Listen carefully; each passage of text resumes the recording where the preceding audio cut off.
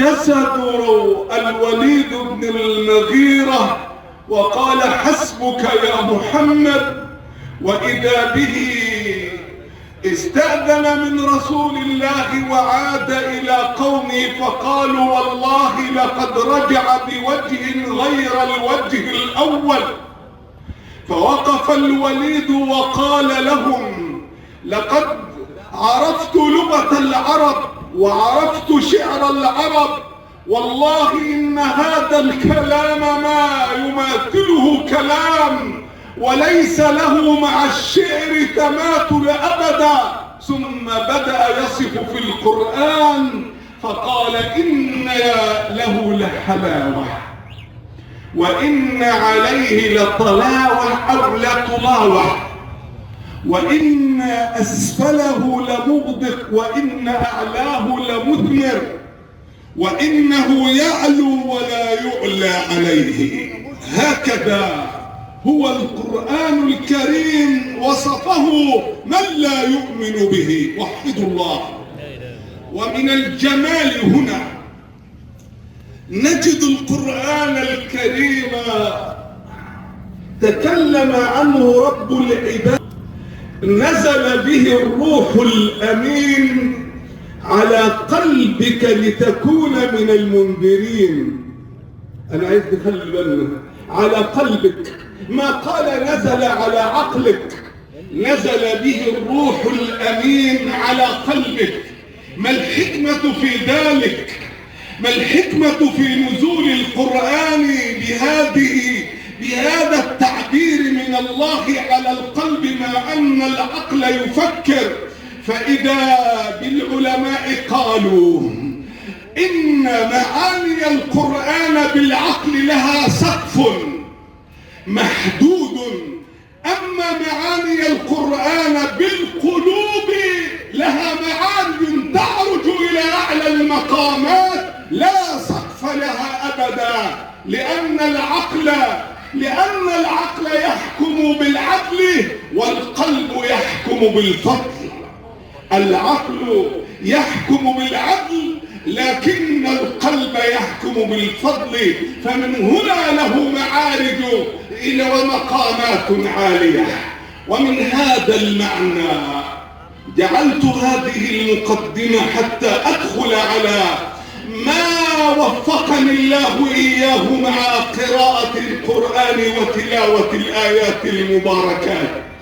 وجدت سورة طه مليئة ما سمعناه ما استمعنا إليه، كلها عظات بالغات، كلها عبر، ولكن لمن فتح قلبه، لمن استصاغ القرآن الكريم. وحدوا الله أيها الموحدون. وقفت مع الآيات. وهل أتاك حديث موسى إذ رأى نارا فقال لأهلهم كثوا إني آنست نارا لعلي آتيكم منها بقبس أو أجد على النار هدى. قف. فلما آتاها نودي يا موسى إني أنا ربك. قف. فاخلع نعليك إنك بالوادي المقدس طوى. قف. وأنا اخترتك فاستمع لما يوحى. قف. إنني أنا الله لا إله إلا أنا فاعبدني. قف. وأقم الصلاة لذكري. هذه مقامات، هذه تجليات، هذه معاني. انظروا ونفهم جميعا تعبير القرآن الكريم. الله جل جلاله يخاطب موسى فلما آتاها نودي يا موسى إني أنا ربك. خلي بالك هناك فرق في القرآن الكريم في التعبير بكلمة ربك وبكلمة الله. إني أنا ربك، الله رب العالمين، الله رب العالمين، الحمد لله رب العالمين. كل عوالم الدنيا هي عبيد لله جل جلاله. فانظروا هنا قال إني أنا ربك فاخلع نعليك. ليه؟ إنك بالوادي المقدس طوى. يا أخي الكريم، نحن قد أجاز الله لنا أن نصلي بالحذاء ما دام الحذاء طاهر. لماذا؟ ما الحكمة في قوله اخلع نعليك؟ ليس المقصود هنا اخلع نعليك، لا، حتى نكون من عباد الله حقا. وحدوا الله وافهموا الكلام جيدا.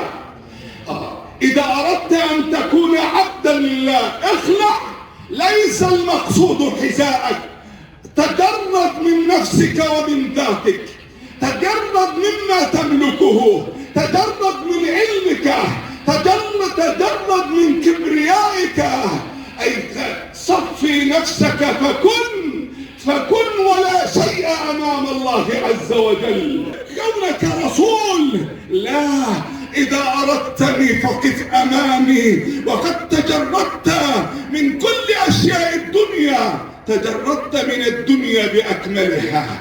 وإذا بك إذا أردت أن تذوق حلاوة القرب من الله، عليك أن تتجرد من عروض الدنيا بأكملها. تجرد من زيك، تجرد من اسمك، تجرد من مالك، تجرد من علمك، تجرد من حسبك، تجرد من كل شيء، ولتكن عبدا لله.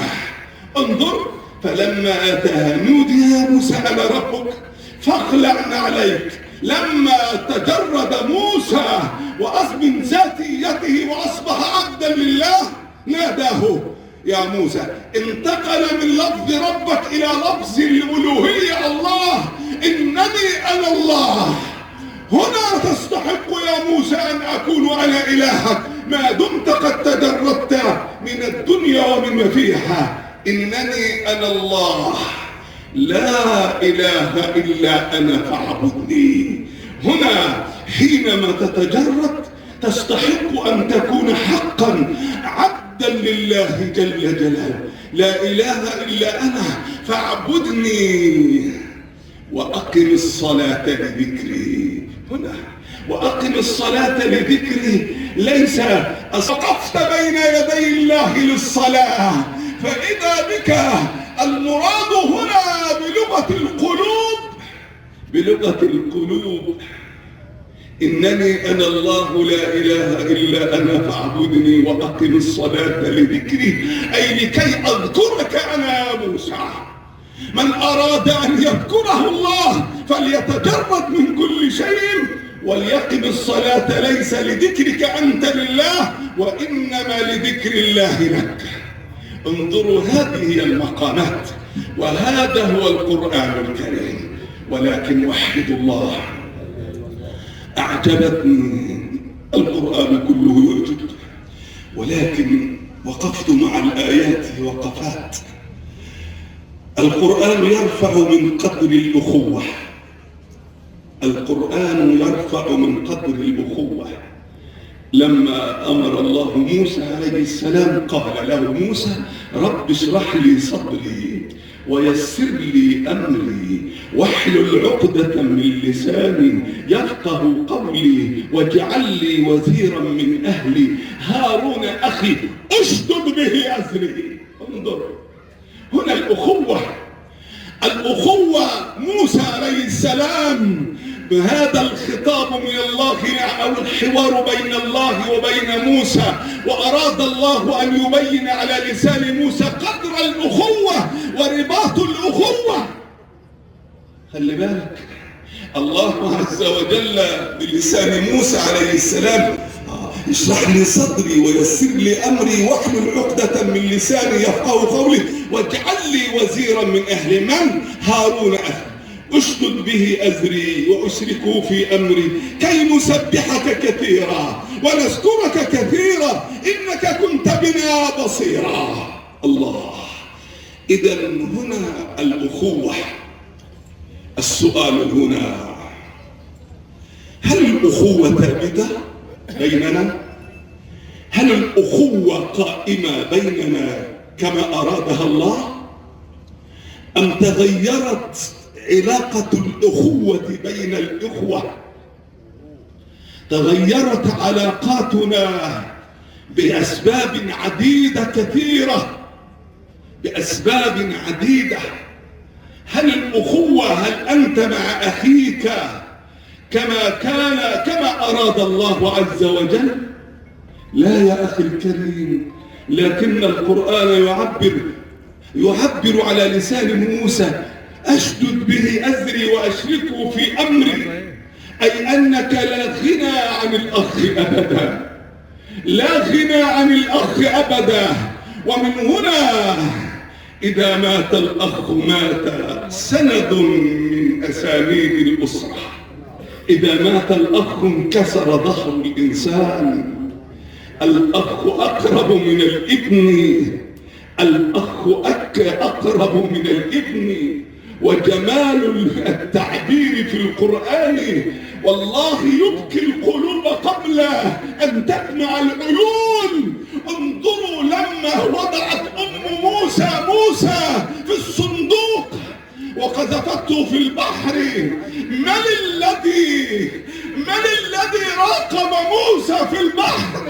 من أيها الموحدون؟ إذ تمشي أختك فتقول هل أدلكم على من يكفله؟ من التي وقفت؟ من التي راعت؟ الأخت موسى في البداية ينادي الأخ يكون معه، والله يبين لنا مع موسى أن الذي وقف بجانبه من الذي راعى موسى عليه السلام وهو طفل صغير في صندوق في البحر. تمشي الأخت، انظر الأخت تعرض نفسها إلى أي شيء، تعرض أختك نفسها على أي شيء. انظر تصوروا جميعا وتخيلوا أخت موسى، هل الطريق كان ممهدا؟ هل لفرعون ما ليس؟ أما كان لفرعون جنود؟ أما تخشى جنود فرعون؟ لا يا أخي، نسيت الخوف ونسيت عثرات الطريق، وأنت قلبك قاس على أخوك وعلى أختك. أنت قلبك قاس بكل عبارات القسوة. وموسى القرآن يقول عن أخته تمشي أختك. الله على جمال القرآن، والله كلمات تبكي القلوب. القرآن، لماذا؟ ما هي غاية القرآن؟ وما سر نزول القرآن؟ نزل هداية للناس. القرآن نزل هداية، من وسائل الهداية القرآن الكريم. إن هذا القرآن يهدي للتي هي أقوم. شهر رمضان الذي أنزل فيه القرآن هدى للناس وبينات من الهدى والقرآن. وحدوا الله، والله عباراته جميلة. إذ تمشي أختك، قف مع هذه الكلمة. كل من له أخت والله قلبها قريب من قلب أخت موسى. كل من له أخت أو بنت أو أم فقلوبهم واحدة. قلب الأم شريك مع قلب البنت، شريك مع قلب الأخت، كلها قلوب متقاربة. شريك مع قلب العمة، شريك مع قلب الخالة. ومن هنا نرى القرآن في مجال آخر يقول الرجال قوامون على النساء، أي أن الله يأمرك أن تكون خادما للنساء الذي ذكرتهم الآن: الأم والأخت والبنت والعمة والخالة والزوجة. كلهم أنت مطلوب منك الرعاية لهم، مطلوب منك النفقة عليهم والنفقة بأي شيء. وحد الله على القرآن الكريم.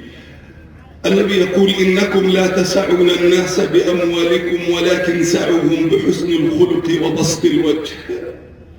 إذا قابلت أختك قابلها وأنت وأنت لك قسمات وجه فيها البشاشة.